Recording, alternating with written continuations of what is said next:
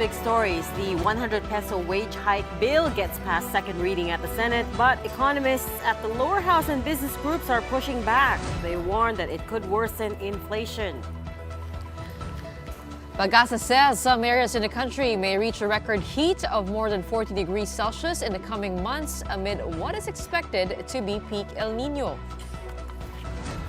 And is the ICC really investigating the war on drugs? We have Solicitor General Menardo Guevarra here in the studio to talk about that along with other issues in just a bit. Don't miss it. Welcome to the show. I'm Regina. I'm Gretchen. And I'm Shawn. The Senate is hoping that the House will pass its own version of the bill pushing for a 100 peso minimum wage increase for workers in the private sector. But some lawmakers in the lower chamber are not sold on the idea. Let's begin with some context here. The Senate has already approved on second reading the 100 peso wage hike bill. Now, the last time that a wage hike was implemented through a law was back in 1989, and the Senate wants to approve this bill on final reading this next week. Ito po yung aming Valentine's gift sa lahat ng ating mga manggagawa, sa ating mga kasamahan dun sa House of Representatives, na sana i-take up po nila itong measure na ito. Because we feel that it's time to help our workers, sa ating mga manggagawa, na itaas ang minimum wage. Lalo-lalo sa Visayas at Mindanao. And so, ano na nga ba ang status ng panukalang ito sa lower chamber? Well, talks are ongoing, but there is also very stiff opposition to it. Some congressmen are eyeing a higher increase of up to 350 to 400 pesos. However, there are others that have reservations, including House Appropriations Committee Chair Janet Garin, who fears its impact on small employers. Garin notes that 99% of businesses in the country are MSMEs or micro, small, and medium enterprises. The burden is being passed on sa ating MSMEs. So ang tanong natin, ilang mga maliliit na negosyante ang magsasara? So ang mangyayari niyan, magbabawas ng empleyado, will it do more harm than good? Alright, so just to clarify, hindi completely against si Representative Janet Garin sa pagtaas ng sweldo, but she said dapat daw talagang pag-aralan ng mabuti at dapat may balanse. And in fact, Reg, you did forward us in our chat group earlier today a letter, right? A statement from joint business groups. So a lot of business groups are protesting this. But for me, every time that there's an economic issue that comes up for debate, I always like to listen to what the economists in the House have to say. And I'm talking about Congressman Joey Salceda and Congresswoman Stella Kimbo. And both of them are, have raised big concerns about this. So I will quote Representative Kimbo here. She said, when we increase minimum wage, and this is for all firms, what do you think will happen? So, of course, for the first day, you'll be very happy. Oh, I got 100 peso increase in my wages. But that money has to come from somewhere kasi yun yung problema. That's the first problem. That money has to come from somewhere. And then the second problem is, sabi niya, ang gagawin po ng mga kumpanya, ipapasa nila ang pagtaas ng minimum wage sa presyo. Yes. So, you do get that 100 peso increase. So, you're gonna spend it. But then, it's the same. Your spending power is lessened kasi tumaas na yung presyo ng goods, right? Yeah. So that's the problem with the inflationary side of it. Also, Congressman Salceda was saying the same thing. SMEs, which are really the economic backbone of this country, right? About 90+% fall under MSMEs. They're not going to be able to withstand this additional wage increase, right? So sabi ni Congressman Salceda, may mga SMEs na hindi kakayanin yung increase of 600 minimum wage per day plus 100, magtatanggal silang tao para lang makayanin yung 700 so they can comply with the law. Diba? And we have just seen our employment numbers hit an all-time high. We are so happy with that. Taasan nila yung sweldo, maghihingalo mga may-ari. With any decision when it comes to the economy, if you add something somewhere, you have to take from somewhere. And we're balancing numbers here. I took a look at the number of minimum wage earners. I think there's about 4.2 million vis-a-vis those MSMEs and also like mga workers like tricycle drivers, PUV drivers. na maapektuhan ng inflationary effects. Correct. Which is a much larger group, right? So this is the worry that it might cause unintended consequences. And Congressman Salceda says, look, I'm sympathetic really about wage hikes. Siyempre, no one wants to see anyone suffer. But one reason not to agree is 99%. The figure came from him. 99% of enterprises are SMEs. But you do understand also, this is gonna hurt them. Ang layo nung disparity ng mga bilihin ngayon kumpara sa sweldo ng mga tao. I mean, when was the last That's the other thing. Actually, Gretchen, ramdam na ramdam ko yung statement mo na yan. Ramdam na ramdam siya ng wallet ko. Pero again, no, iisipin lang natin minsan, is this a populist move coming from the Senate? Because yung House of Representatives, hindi ganun kapabor. Senate is already going on second reading with this. Tapos kung ang panukala ay 100 pesos, baka pwede pa. Pero kung may mga ibang nagtutulak ng 350 to 400 pesos, that's huge. Well, this is what the business leaders had to say. They have already been up in arms about this measure. Marian Enriquez has more details on that, man. That's right, Gretch. Leaders of the country's top business groups have sent a joint position paper to senators, urging them to rethink this proposed legislated wage hike. The groups, which include the Philippine Chamber of Commerce and Industry, argue that another wage hike through legislation coming at the heels of the recently implemented minimum wage adjustments through the wage boards is not the appropriate solution to address the underlying challenges faced by our Filipino workers. Like Congresswoman Garin, the business groups noted that such a measure would, quote, place an unprecedented burden on businesses, particularly on the micro and small-sized enterprises, many of which are still reeling from the aftermath of the COVID-19 pandemic. Instead, the groups are recommending lawmakers to come up with a more comprehensive approach to address economic inequality, including investing more in education, skills development, and infrastructure, as well as creating an enabling environment for business growth and job creation. Employers Confederation of the Philippines President Sergio Luis Ortiz also added that even economic managers are not in favor of this move. Wala namang economic manager na umayon dyan eh. Even Dole is against it. Medyo na madali yung hearing, hindi naman nila tinawag yung mga dapat tawagin. Sila lang siguro yung nagkumbinsihan with each other. ECOP added that 84% of the country's workers are in the informal sector, including farmers, vendors, tricycle drivers, and the like. Ortiz Luis says these workers do not stand to benefit from a legislated wage increase. Sabi nga ng mga ekonomista, mga 2% tataas sa inflation. Bumababa na nga sana, patataas sila naman natin. Paano yung dinabigyan na 84% of the workers? Wala na paghuhugutan yun. Branch Labor Secretary Bienvenido Laguasmas also earlier said that although 100 pesos appears to be a small amount, this could result in huge losses for small businesses. Back to you. That is the side of our leaders coming from the business sector. Thank you for that report, Marian Enriquez. Okay, and here's some bad news. I hate being the bearer of bad news, but this one goes out to everyone, literally everyone in the country.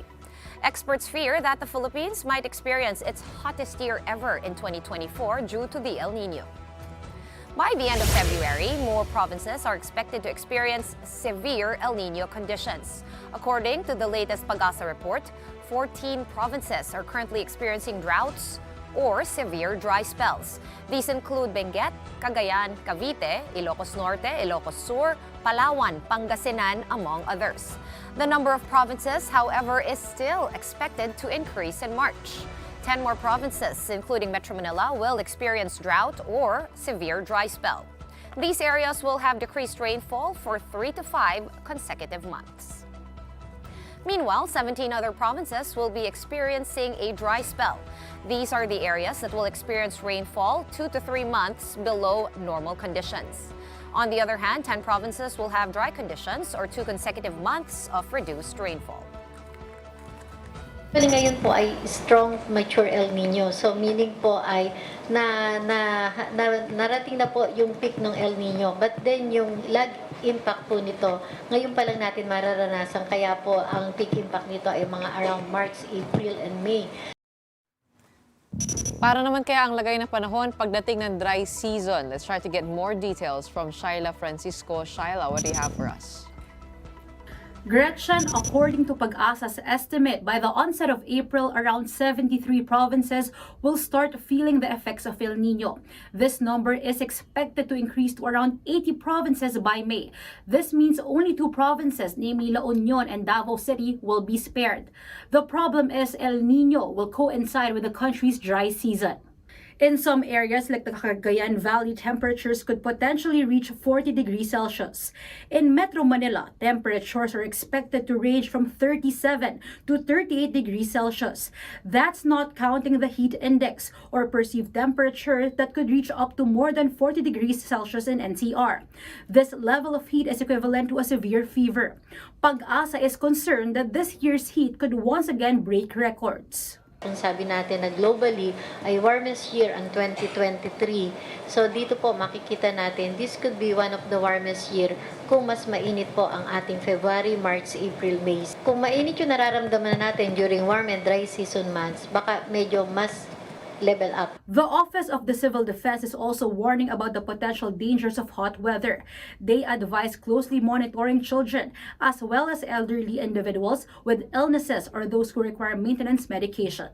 Medyo mapanganib ito kasi ang normal body temperature is 37 degrees lang eh. So, pumapatak yung nasa labas, mas mainit pa po para tayong nilalagnat. Common dyan yung sa high blood, no, hypertension. Make sure na talagang nakukuhanan sila ng BP all the time at nabibigay yung maintenance nila. Pwede din yung may mga conditions like diabetes, yung may mga renal conditions, yung medyo may epilepsy. Ito yung mga very sensitive sa amount of water at saka doon sa init. Gretchen, some good news is that the water supply in Metro Manila remains stable as the country bears the brunt of the El Niño phenomenon. Along with this, the Energy Department is now enforcing interventions for energy security. It looks like more precautions will be made in the coming weeks and months for the onset or the height of El Niño. Gretchen. Looks like we have to get ready for a very hot summer. Here's to hoping that school calendar will get adjusted in time. Thank you for that report, Shaila Francisco. Let me just very quickly issue a correction on that the previous story that we ran about the business groups protesting the wage hike. To clarify, the position paper has not been submitted to Senate. It is expected to be submitted to Senate tomorrow, but it was signed off by the 14 or 15 business groups on the paper today, but it has not been transmitted to Senate President Zubiri's office yet, as far as we know. Still speaking of the House of Representatives, the House Senior Deputy Speaker Representative Aurelio Dong Gonzales pointed out that the Senate signed off on the Ayuda para sa Kapos ang Kita program or AKAP. This has become a hot issue because at a hearing on Tuesday, Senator Amy Marcos questioned the inclusion of AKAP in the 2024 national budget. And she linked this social aid program to the People's Initiative campaign for charter change. Other senators also said they were quite surprised by it. Today, speaking on One News Storycon, Gonzales reiterated that Senator Amy did indeed sign the BICAM report that included AKAP, except she was missing during the 2 hearings they had on the matter. Actually, for our 2 consecutive meetings, physically, hindi ko nakita si Senator Marcos kasi nandun ako. Oh, okay. Senator Amy, Okay. yung first namin, wala siya kasi daw yata may sakit. Pangalawa, hindi ko siya nakita nung nag-convene kami ulit.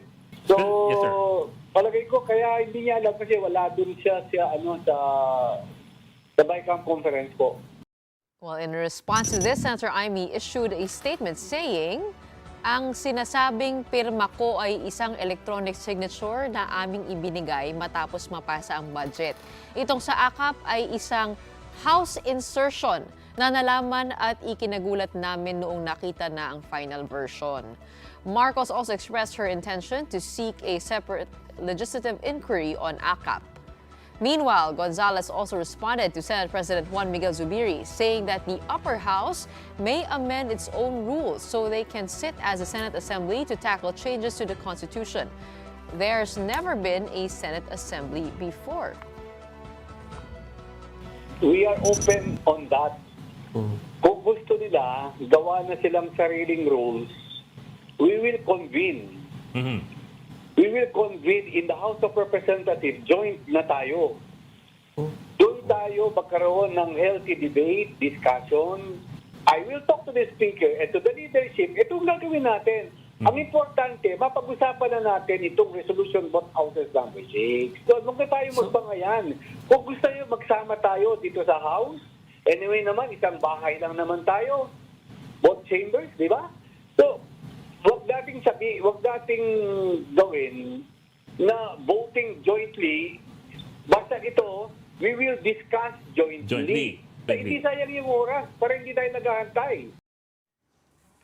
Tapos na nga yung birthday ni Juan Ponce Enrile, kaya balik na tayo sa World War, di ba? Oo nga, akala ko ba may ceasefire? Sabi ni birthday break. Senator Zubiri na walang Constituent Assembly na term sa ating konstitusyon. Sabi niya, yes, that was something that they made up essentially.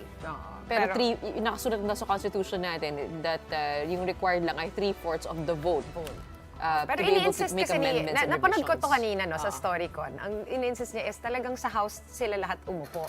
Which yun nga yung kinaiinisan lagi ng mga senators because ayaw nilang ma-echapuera, di ba? So, I guess, tama ka. Tapos na yung ceasefire. Isang araw lang. So You now there can could catch be a Senate the full assembly. interview on our Facebook and YouTube pages on One News. That was a StoryCon, the program this afternoon. Yes. Up next, we'll be joined live in the studio by Solicitor General Menardo Guevarra to discuss the latest on the ICC investigation and a potential legal case against China over disputed waters. And don't miss that conversation. Keep it here on One News.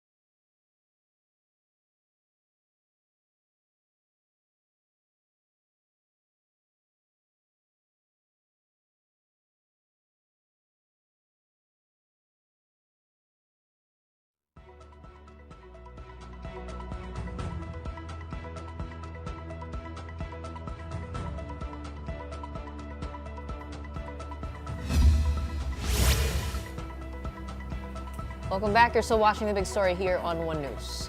Vice President Sara Duterte says she is unbothered, or in Tagalog, hindi nababahala, to quote her exactly, by speculation that she could be named a secondary respondent to the International Criminal Court's investigation into her father's war on drugs. Nevertheless, she has received legal advice on the matter. So is there or is there not an active investigation going on?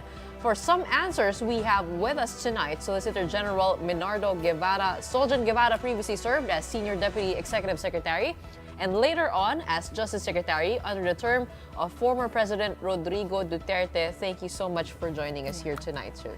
My pleasure. Good evening, Gretchen, Regina, and Shawn. I guess it's a pleasure to be here. For the first question na itanong na namin, meron po ba talagang ongoing investigation that you are currently tracking that's happening here in the Philippines? Well, we believe that an investigation is actually going on because that was the directive given by the ICC Appeals Chamber to the ICC prosecutor. Now, whether that investigation is being conducted here or elsewhere or online or by other means of communication without the prosecutor or investigator actually coming to the Philippines, we're not sure. But that is very, very possible. So basically, we're not sure exactly how they are conducting the investigation, whether through email, through Zoom, Facebook Messenger, etc. Yes, we are not sure about that. It is possible, in fact, that witnesses are being brought outside the country. No? We got some information that some lawyers representing the victims have traveled to The Hague. So for possible coordination with the ICC prosecutor or investigator. Would that be admissible? If someone is transported, for example, to The Hague, that would be okay, and the testimony would be admissible? Oh, definitely. There's no problem with that.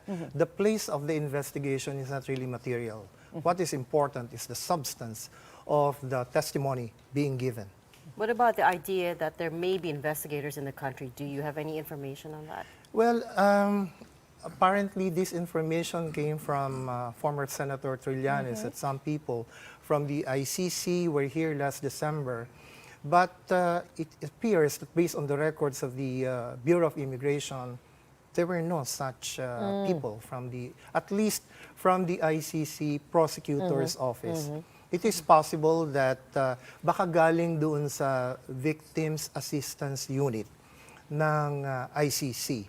So they probably coordinated with the alleged victims so that they could extend some assistance. Would they be then required, Solgen, for example, may representatives from the victims assistance units, would they be required via protocol to inform some government or Philippine government authority that we are here and this is what we're gonna do? Parang timbre lang ba?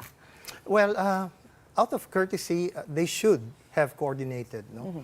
But kung ano lang naman yan, parang assistance to the victims, parang hindi naman masyadong necessary yan. Okay. But if it's the investigators coming in and conducting actual investigation in the country, that's a totally different matter. Okay. The government stance here is not to cooperate. They're telling government agencies not to cooperate with the ICC.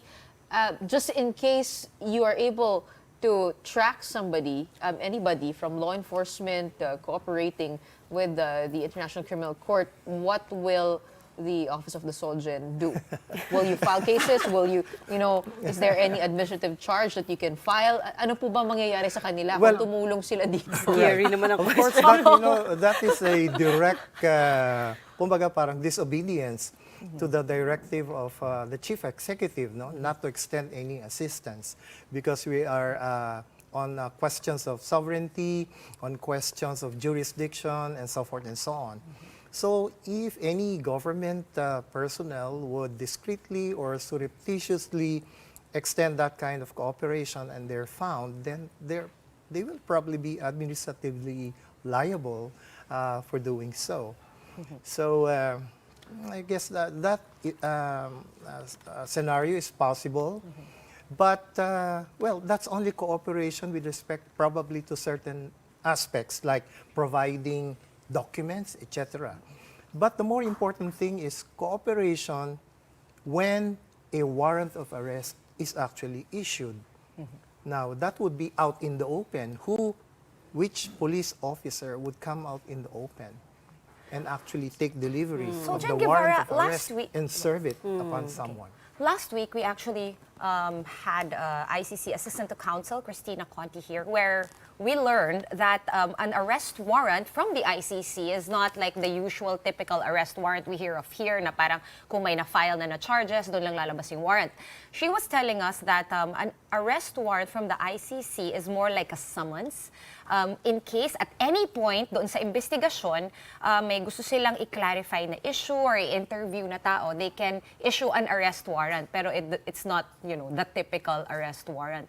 Having said that, would you know if there's any sort of that type of ICC arrest warrant na parang summons that exists right now? Well, that exists right now. We have no information on that, actually. We're not even sure whether the investigation is ongoing, much less if it has been completed. We have no information on that.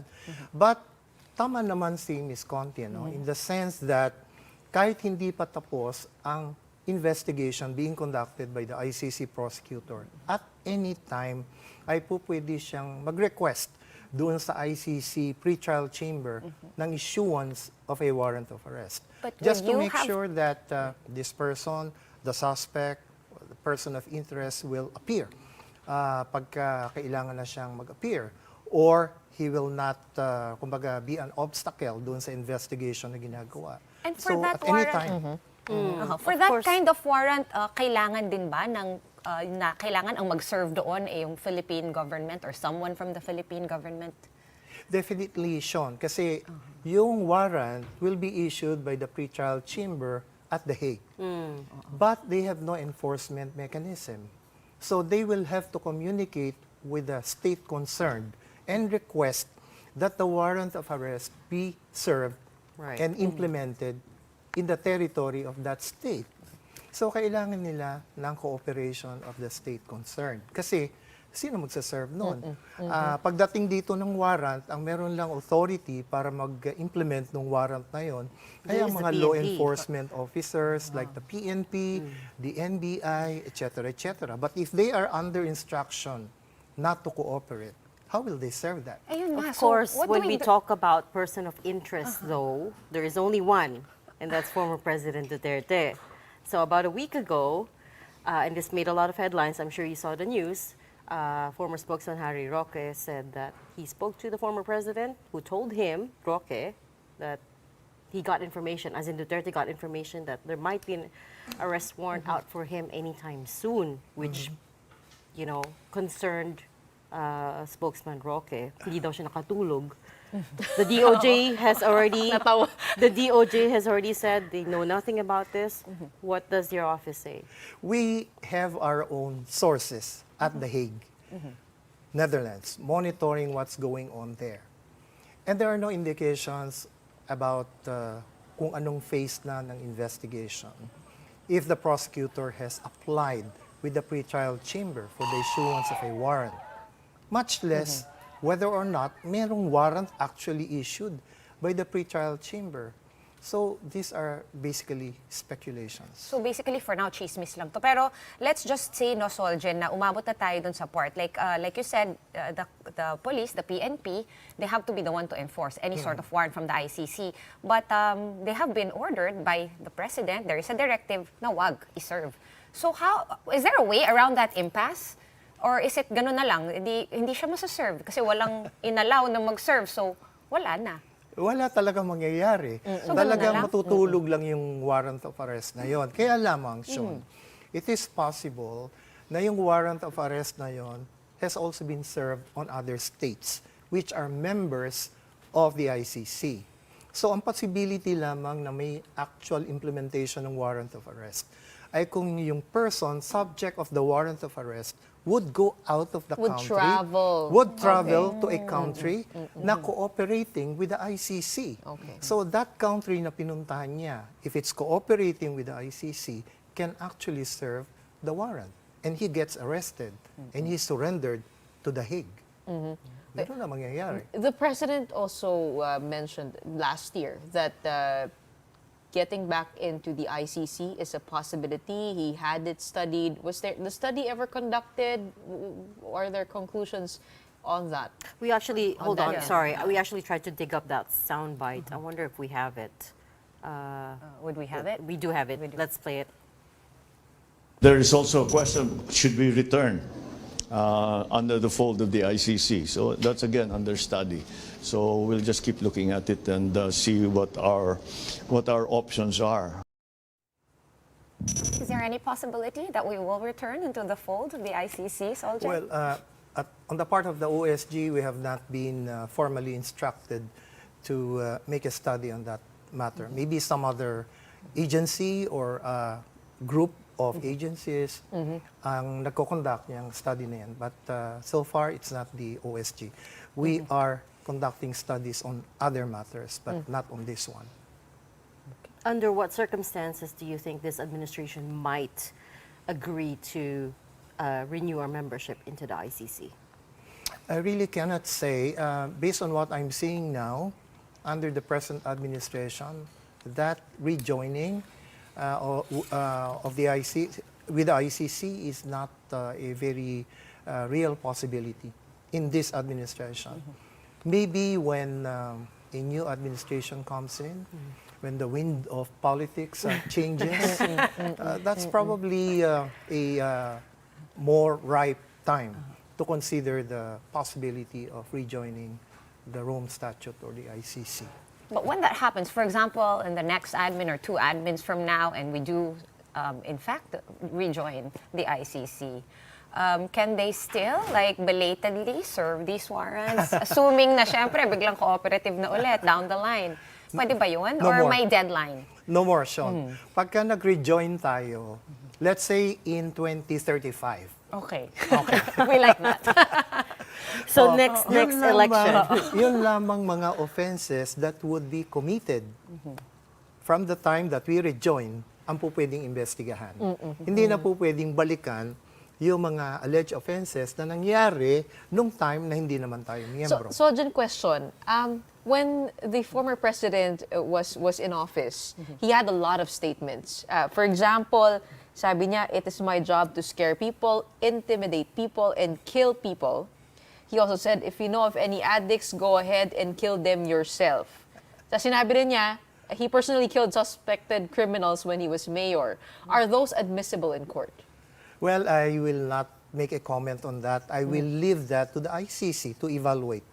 Kasi hindi naman po pwede na when you're investigating something, you will pick, a particular statement in isolation and make a judgment on the basis of an isolated statement.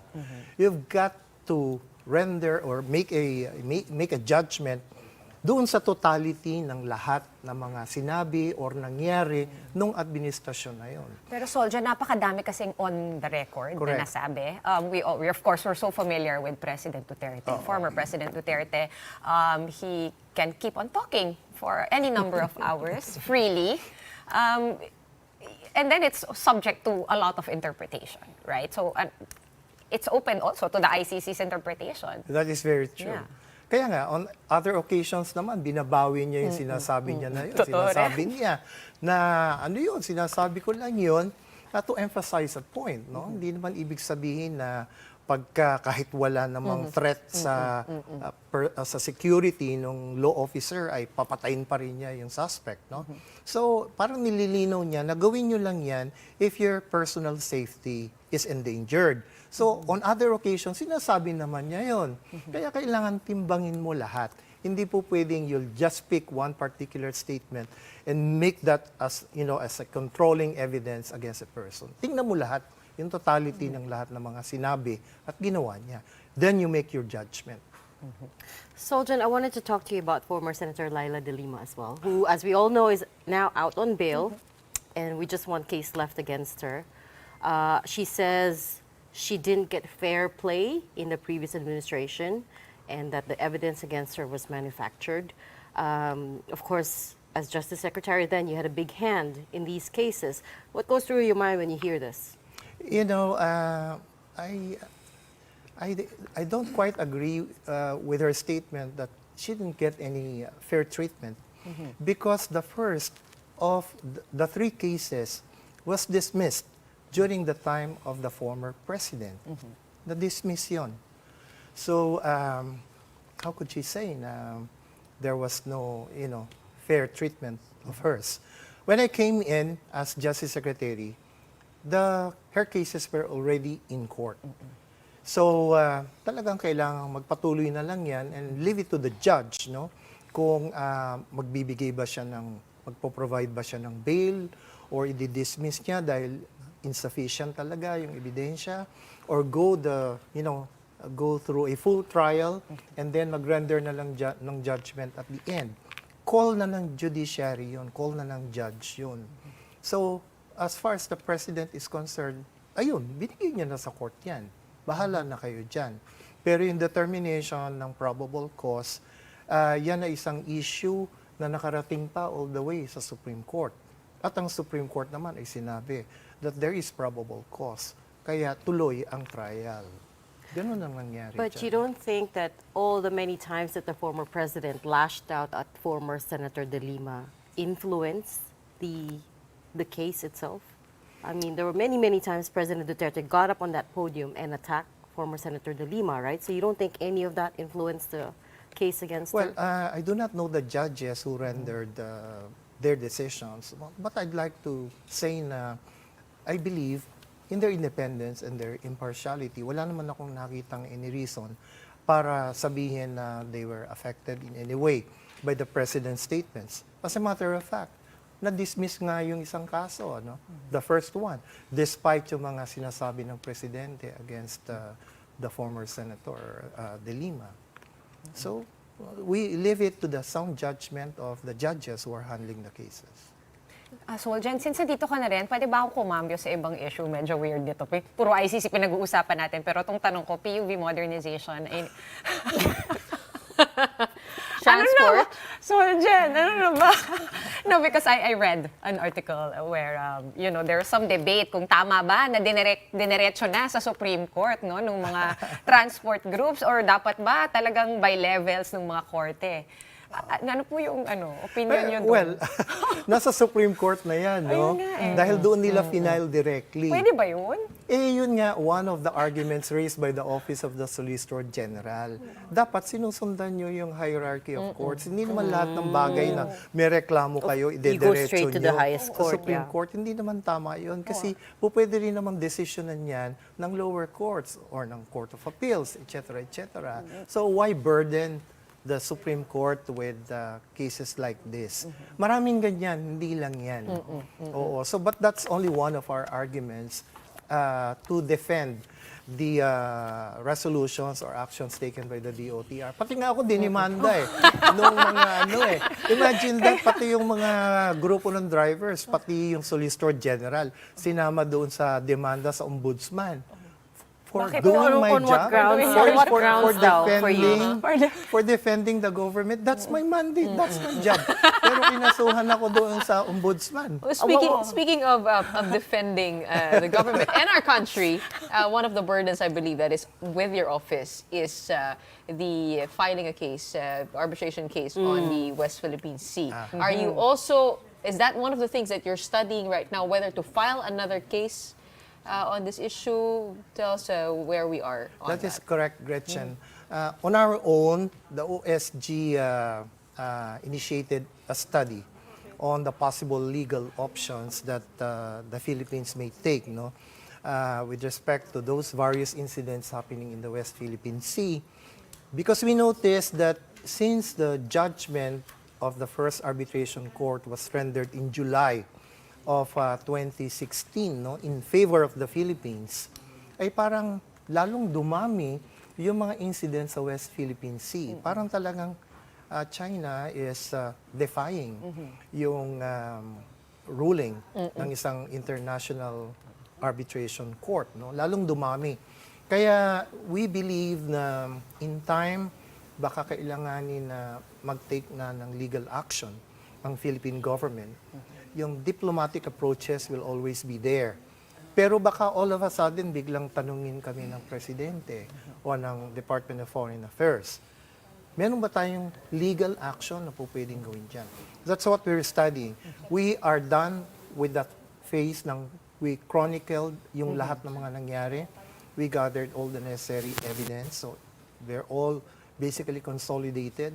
And we are now in the stage where we shall develop individual legal option para kung sakaling tanungin kami, we have something to What present. are some of the an grounds? inventory of like a pending things in case lang magdesisyon yung administration na ganito? Handa kayo, meron ng... That's what we're doing right Yeah. now. Oo, we are in that stage na dinedevelop namin yung legal options. What are some of the grounds that you would use to file a case? Hindi, If kasi- it comes to that. For example, yung environmental damage. That is one possible cause of action. Economic losses to our fishermen na who are supposed to be exploiting our own resources sa exclusive economic zone natin. The existence of artificial islands within our own EEZ. Which court, though? Yun, PCA. isa pa yung pinag-uusapan. No? Kasi the court will depend on the specific legal action that you're going to take. So dahil hindi pa naman namin napipili talaga, or the policymakers have not really chosen what legal action to take, yung venue or yung proper court, hindi pa rin pwede nating i-identify at this time. So hindi for sure na permanent court of arbitration sa Hague, not That 100%. would be a very strong possibility, Shawn, or maybe the International Court of Justice. There was a suggestion to elevate the matter to the UN General Assembly. So, stuff like that. Wala So, mga bang options, hindi pa psychological natin- grounds dyan? Just like, when you're getting divorced, like undue mental stress. Right? Wala? There's nothing we can call on. Ayan mo, Ay, kung pwede lang tayo makipag-break based on like Regina, irreconcilable baka po differences. pwede namin quantify Irreconcilable differences, some of these. Is there any way that we can contribute to your body of evidence when it comes to this? well, we'll definitely rely on some media reports. No? Kasi hindi naman namin lahat na namomonitor yan. Of course, there are official sources, but media would be a very, very, kumbaga parang ripe source of information. And that is how all of this adds up. Just very quickly, Plays before you go, Solgen, on a personal note, which job is harder? Justice Secretary under President Duterte or Solgen under President Marcos? Pareho lang. Pareho lang. More voluminous lang yung answer. DOJ. More More voluminous. Heavier. So, mas maraming In terms trabaho. of complications, they're Which one's just more about the same. stressful? Pareho lang. I'm not that much stressed because I like the job. Sabi na nga, ang showbiz answer. Ang showbiz answer. Lawyer ni talaga Solgen, si diba? lawyer talaga si Solgen. Maraming salamat. Thank you so much for Thank you joining too. us tonight and for watching The Big Story every night over dinner. We have with us tonight Solicitor General Menardo Guevarra. All right, we're going to pause for a quick breather. Right after that, the government is working on a unified regulation for the use of light electronic vehicles. What does that mean exactly? And what does it entail? That and more when we return. Keep it here on The Big Story.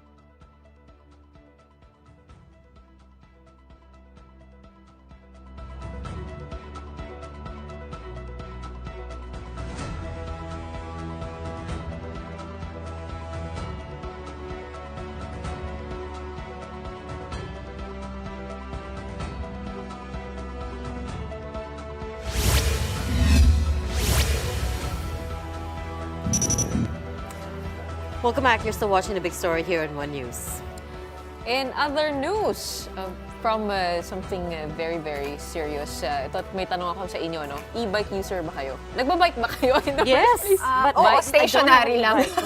Hindi kailangan ng register. Have you seen one on the road? Of course, so many. Every day, padami ng padami Talaga. ang mga e-bikes. Ako nakakita ko sa UP Diliman, tumatakbo ko doon eh. Tapos merong teacher na nag-e-bike. That's so cool. Very, very cute. Ang sarap kasi hindi mo nakalaan pumadyak. So parang pagdating mo, medyo fresh ka pa, di ba? Well, baka medyo kumonti yung e-bikes na nakita natin because it might be required to register the e-bike soon. Transport officials and local government leaders are seeking to regulate the use of light e-vehicles. That's what you're seeing on the screen.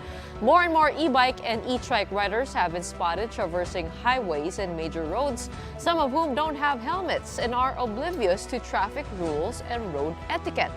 Ito yung nakakita kong nagva-viral ngayon sa Facebook. Yung video na yan, nagugulat yung mga tao parang nakikipagpatintero sa mga Tsaka malalaking parang nasa Osmeña sasakyan. Highway yun or SLEX. Yun nga, there are those who are very much concerned about the safety in these e-vehicles. Let's hear it from Romando Artes. Roman Artes, yeah. Talagang exponential yung pagdami nitong e-bike. Yun nga, that's why we're here, we met, para nga po magkaroon ng regulation para habang hindi pa ganoon kadami na nakaka-obstruct na ng traffic, na yung major accidents na ang nakokos niya, ay ma-address na namin kaagad. Alam mo, hindi na bago itong usapan no? Simula nung lumabas yung mga rechargeable motorcycles. So, ano talaga siya, parang mga Vespa na electric. Parang lumalabas na to na, sasabihin ng iba, bili kayo, hindi kailangan i-register sa LTO, less hassle, ganyan. Pero parang there's always pushback from the LTO na parang mukhang kailangan na natin i-register kasi tumatahak din ng roads eh.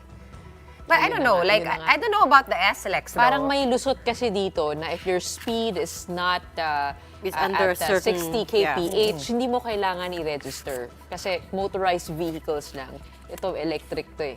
So yun, may lusot ng konti, pero yung nakikita natin, nahihirapan yung mga enforcers na tikitan kapag nag-violate sila dahil wala ngang lisensya yung mga nagmamaneho nito. Pero ito talaga yung the best. Kasi kailangan 400cc yung makina mo para pwede kang tumahak ng South Luzon Expressway. No? Hindi pwede yung magagaan or mababang engine displacement. Clearly, that e-bike ay I'm sure hindi aabot ng 400cc displacement. So it's very unsafe. Yes. Not just for whoever's on it, but the people around. Pero syempre, there are transport advocates who are angry over this kasi feeling nila pinag-iinitan yung mga commuter, yung mga those who have less in life because these e-vehicles are actually very, very cheap compared to yung buying a car, for example. Kumbaga, ang dami naman daw kolorum na sasakyan, bakit hindi yun pagtuunan ng pansin at bakit pinupuntirya pa itong mga e-bikes? It's maybe not that. It's maybe the fact that the regulation hasn't kept up, right? So, and then also, of course, the fact that where would they pass? Walang pedestrian. Walang bike lanes everywhere. I guess the gray areas. The gray areas there. Which is exactly why I think kailangan natin pag-usapan. And it's a good thing na pinag-uusapan natin. But while we wait for the unified regulation on those e-bikes, e-trikes, etc., kamusta naman kaya mga LGU, no? While keeping tabs on these light e-vehicles exactly, let's bring in Gerard de la Peña for some answers. Gerard, how are systems on the ground? Shawn, LGUs have different protocols in regulating the use of electronic bicycles and tricycles and other light e-vehicles. In Mandaluyong, for instance, e-bikes and e-trikes are not allowed to pass through major thoroughfares like Boni Avenue, while in other cities, they are mandating the registration of these light e-vehicles. Aside from possibly compelling e-bike and e-trike users to register their vehicles, officials are also looking to require drivers to apply for a license. Meron kaming difficulty enforcing dahil nga pag inuli namin tas walang lisensya, kanino namin i-issue yung ticket?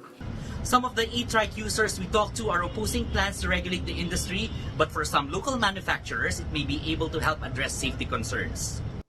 Kailangan talaga din kasi dito is control. Kahit sino pwedeng gumamit ng mga e-trike at e-bike eh. Kahit bata, kahit matanda. Tapos nagkaroon ng aksidente o ang responsibility is mabigat.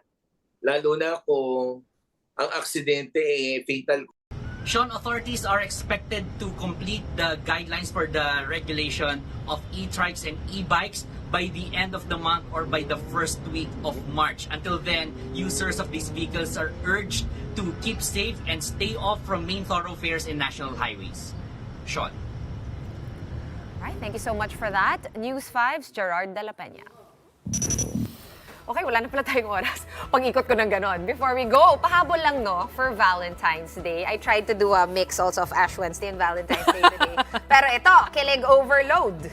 It is John Lloyd Cruz showing off his non-showbiz girlfriend, Isabel Santos, on his Instagram account, which was also reposted by Santos as well. Now, the two have long been linked together, or linked with each other, dating back to 2021, but it was only in October last year when John Lloyd confirmed that they were indeed in a relationship. In interviews, John Lloyd said he met the visual artist when he took a hiatus from showbiz and ventured into the arts. Indeed, happy Valentine's Day for John Lloyd and Bang. Makuha ka sa tingin, matunaw ka kay John Lloyd Cruz. Ba't naman hindi, no? Kung si, diba? Pero napansin ko talaga doon, yung suot ni John Lloyd Cruz. Ano? Parang kakaiba. It's so black. So avant-garde. Right? It's so artsy-fartsy. Actually, both of them, maganda yung fashion sense nila. It's very avant-garde. Yung talagang di ganito. Very artsy diba? nga. Yeah, it's like if you're like a, hipsterish type. Sige, maging tita pa. Okay, let's just save Regina from sounding more and more like an auntie tonight. That's it for the big story tonight. We are One News, all sides, all the time. Thanks for tuning in. Have a good night.